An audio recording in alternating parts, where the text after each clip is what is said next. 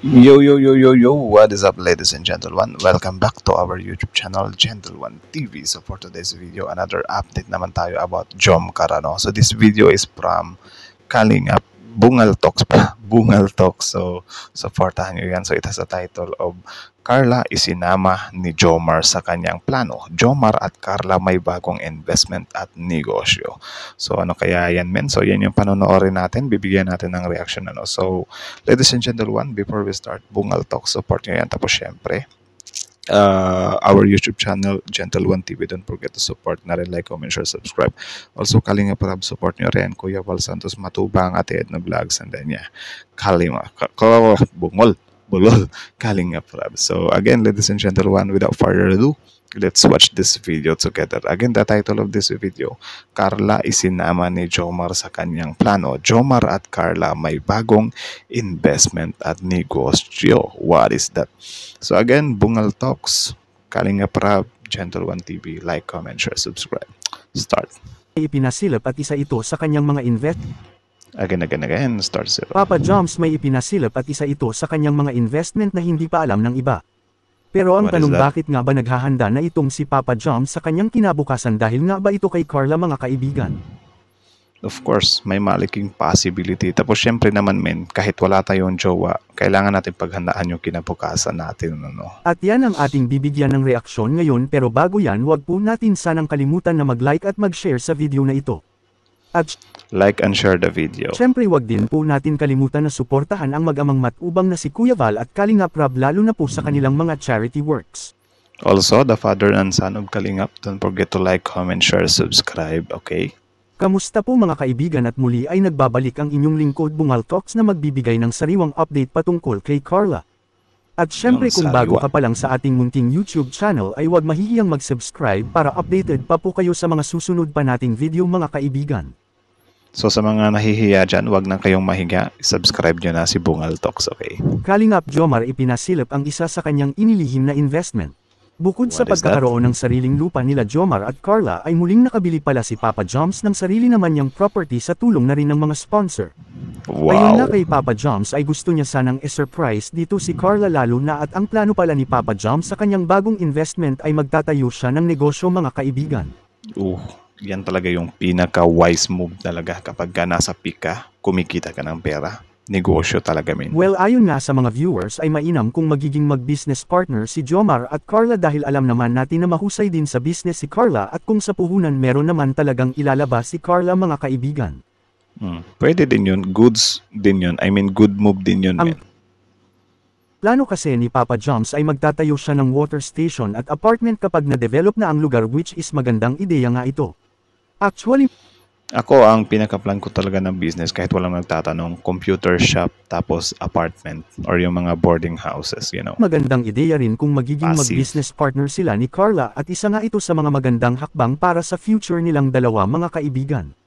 Okay. Bakit din mo bro napili? Kasi bungad lang. Bungad lang din. Tapos Actually, malapit sa kanto, kaya nagustuhan ko. oo. Actually bro, yun din kasi ang ano ko.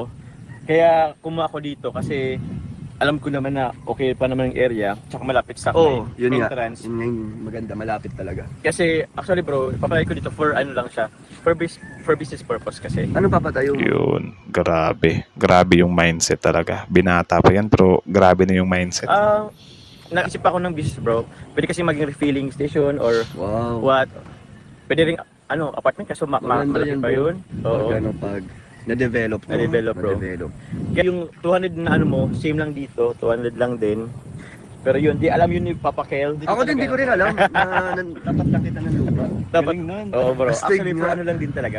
Surprise ko din naman talaga kahit pa paano sa inyo. Grabe, no? Ako din, mahal ng lupa, man. Actually, matagal na palang pinag-iisipan ito ni Kalingap Jomar kung papasok silang dalawa ni Carla sa pagnenegosyo, mga kaibigan. Okay. Ayon nga kay Papa Joms na mas mainam naman talaga na habang maaga ay makapag-ponder silang dalawa, at para na rin ito sa kanilang future, mga kaibigan. Tama. Samantala, iyan lang po muna ang ating latest update tungkol sa inyong paboritong So that's it, ladies and gentlemen. So again, that video is from Bungal Talk. So supportahan nyo yan. Also, our YouTube channel, Gentle One TV. Don't forget to like, comment, share, subscribe. So how about you, ladies and gentlemen? What can you say about that video? Comment down below. Let us know in the comment section. So pag-usapan natin yan sa comment section. Ano. Also, Kalinga Prab, subscribe nyo. Kuya Bal Santos Matubang, Ate Edna Vlog. Supportahan nyo rin. Also, Carla Tupular Vlogs, and then Kuya Jomar, i-subscribe nyo rin, or Kalingap Jomar nata yung pangalan niya. Subscribe nyo. So, yun nga, sobrang napaka-wise move, sobrang napaka-matured na ng pag-iisip ng isang Kuya Jomar, men. Business-minded na. 'Di ba? So, ang kulang na lang dyan is pangatawanan or i-realize yung mga plano na yun, kasi syempre, tumatanda ang tao, men. And then, yun nga, mas masarap talaga kapag halimbawa ngayon, pumapaldo ka ngayon, pumipera ka ngayon, gamitin mo ng maayos yung pera mo. Kasi ako dati, grabe, may pera naman ako dati, pero hindi ko siya nahahandle ng maayos. Ano, puro luho, di ba? So, maano ka rin talaga. So, wrong move yun. And then, yun nga, para mas maganda kasing paghandaan mo ng mabuti talaga yung future mo. Especially tayong lahat naman is papasok naman talaga tayo sa pag-aasawa. Do hindi pala lahat, pero mostly sa atin, papasok sa pag-aasawa, mag-aanak, magpapamilya, magbabahay, or whatsoever. Kaya dapat ngayon pala nung paghandaan na, kasi mahirap nang magkagulatan sa hinaharap. 'Di ba? Mas mabuti na yung planado ka or handa ka talaga. May mga emergency funds ka, may mga business, mga passive. Actually, goods din yung naisip ni Kuya Jomar na passive income na water refilling station tapos apartment. Kasi sa akin, apartment at ano ko talaga ako, apartment at saka computer shop. Tapos patungkol naman dun sa parang mag-aano si Carla, mag-invest siya. And then sabi naman dito ni Bungal Talks, di ba, na kaya na ni Carla. Of course, kaya ni Carla. Meron na siyang meron na siyang channel. Tapos kita niyo naman yung gaano kakapal yung tiglilibo niya, di ba? So kaya niya talaga. And then yun nga, mas maganda talaga yun na kapag sasahod si Carla, magamit niya ng maayos yung yung sahod niya, ma-invest niya ng maayos, ma-save niya ng maayos, di ba? And I know naman, hindi naman talaga si Carla yung tipo na magastos, di ba? Ano din talaga siya, medyo, din talaga, grabe yung grip niya sa pera, di ba? So, for sure, magiging goods or magandang tandem yan sa hinaharap yung Jomcar business. Pwede din sila na Jomcar refilling station, something like that. Pero siguro, I suggest is na lang din, selective lang yung yung pagbi-business partner nila. 'Di ba? Yung ibang business, mas maganda yung solo sila para sabay silang mag-grow, 'di ba? May kanya-kanya silang business na napag-grow. Siguro yung mga may mga may mga business naman na kailangan ng partnership, 'di ba? Meron din business na mas maganda kung solo ka lang para syempre ma-test mo rin yung potential mo sa pagbi-business, 'di ba? So, yun lang naman, ladies and gentlemen. How about you? What can you say about this video? Comment down below and then let's talk about it in the comment section. So again, Bungal Talks, support nyo yan.